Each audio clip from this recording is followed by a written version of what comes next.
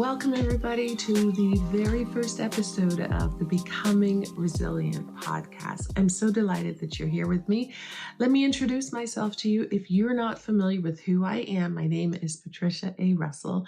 I reside in Hillsburg, Ontario, which is in the cold part of Canada. You may be familiar with Toronto, the GTA area, but that's where we hang out. That's where we live. And we weren't always living here. We came and immigrated here from Birmingham, England, which we're in the United Kingdom. And we came here over 40 years ago. And since then, this is where my family and I have made my home. Why are we doing a podcast? Because it has been always part of my mission and vision to encourage and to empower people to walk in the fullness of all that God has created them.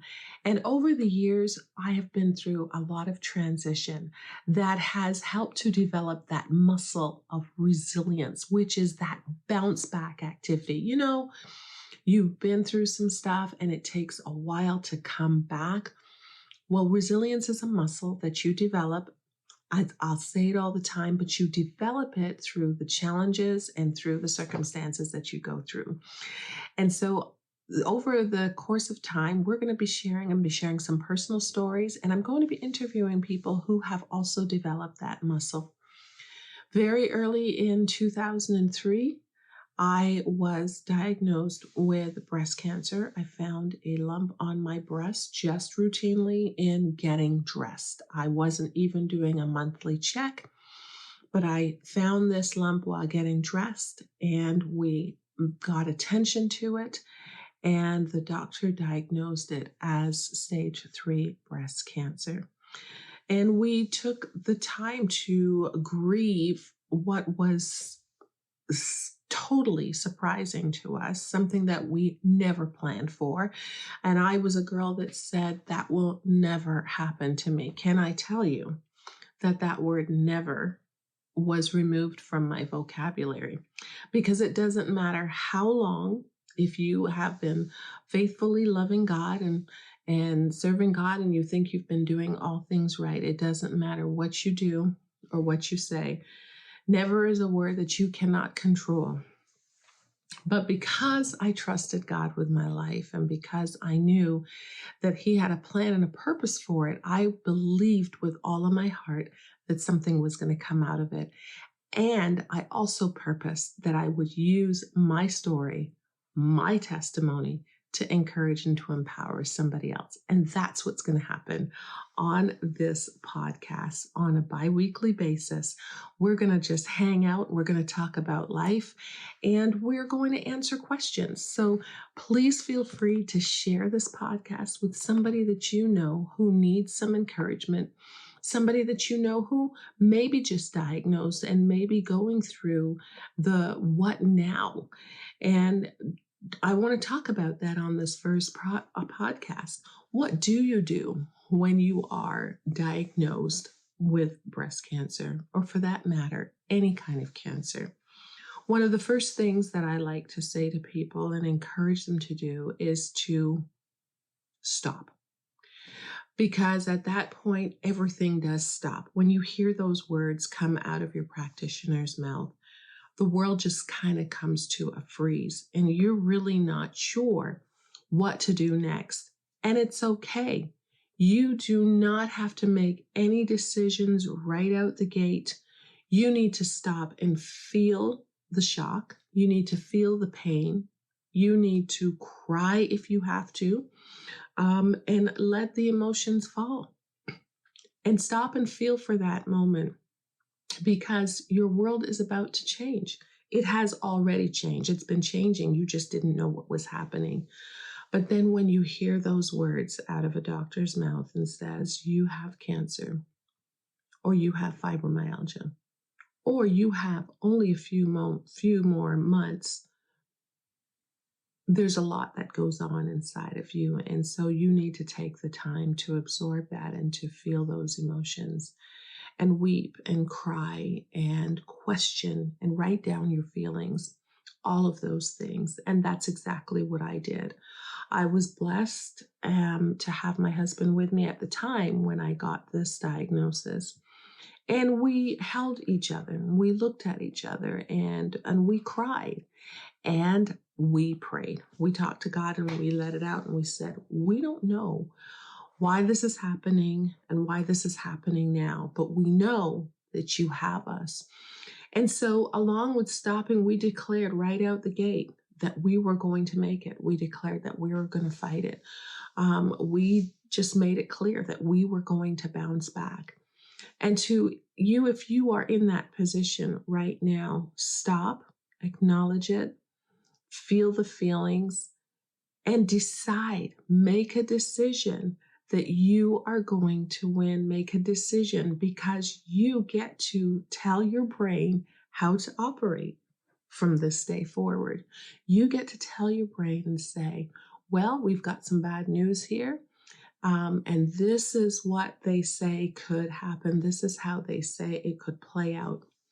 But I want you to hold on to this phrase. I've coined this phrase. It says your diagnosis is not your prognosis. Because although you may be diagnosed with breast cancer, although you may be diagnosed with a possibility of a divorce, although you may be diagnosed with the possibility of a separation, it does not mean that the end result will be what you've heard has happened to everybody else. It just means that, honey, we're in trouble right now. We've got a situation that we need to deal with.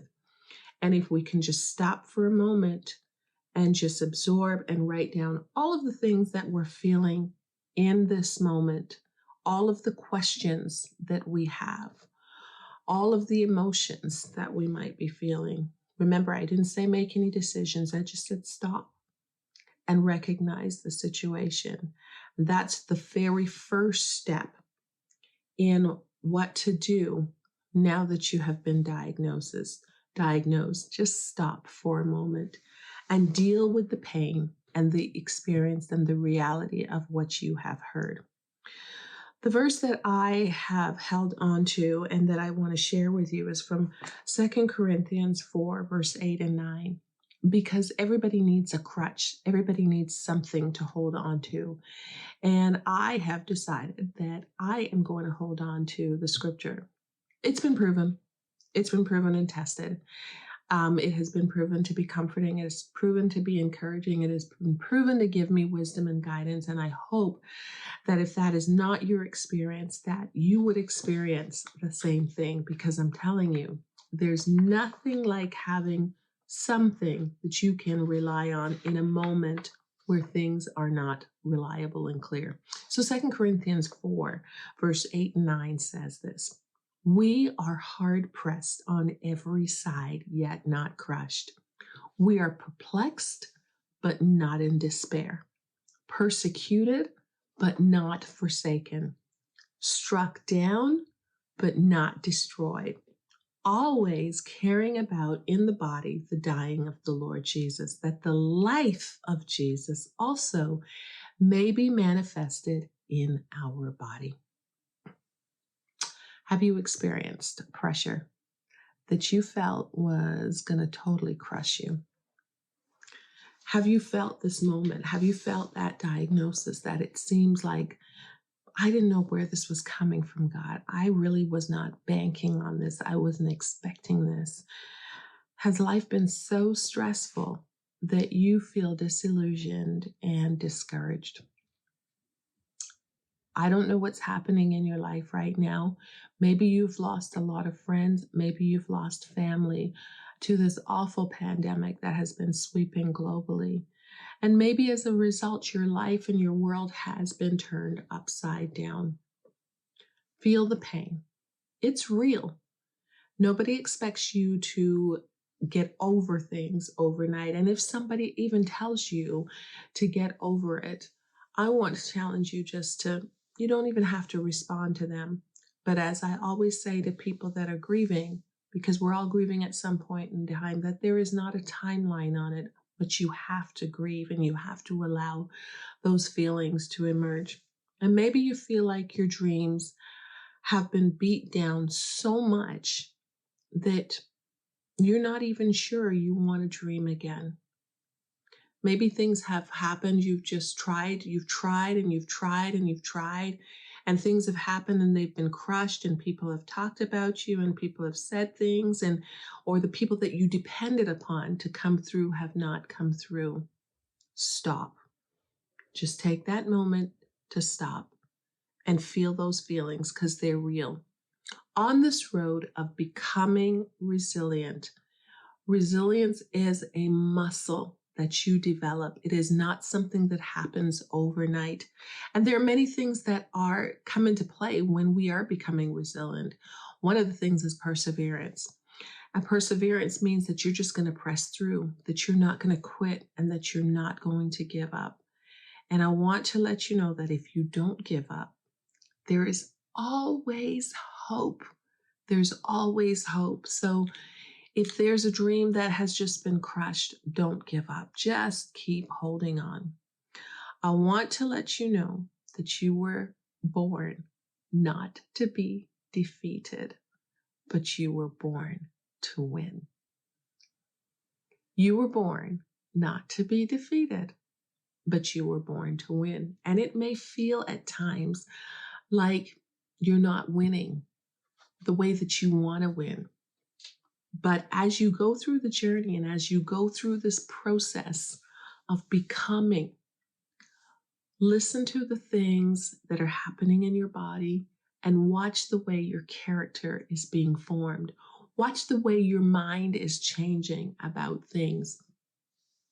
We're talking about the beginning of a diagnosis and all the things that we may have heard about that diagnosis. When I was initially diagnosed with breast cancer, there were many people that wanted to give me a little bit of unsolicited advice, should I say.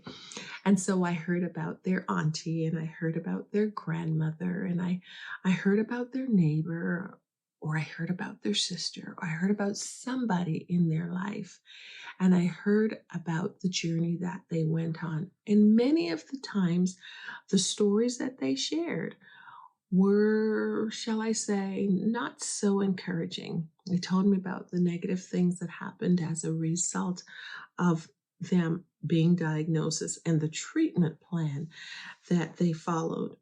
And so I had to get real bold and say, well, how about we stop right here? Because I have not decided the way that I want to go. But what I have decided is that I am going to fight. And what I have decided is that cancer is not going to take me out. And so because I made that determination, because right out the gate, I decided to stop, feel the feelings, write them down, cry them out, pray them out, and address and acknowledge them. Then I was able to consider next steps. And we'll talk about that on the next podcast. What do you do after you've been diagnosed?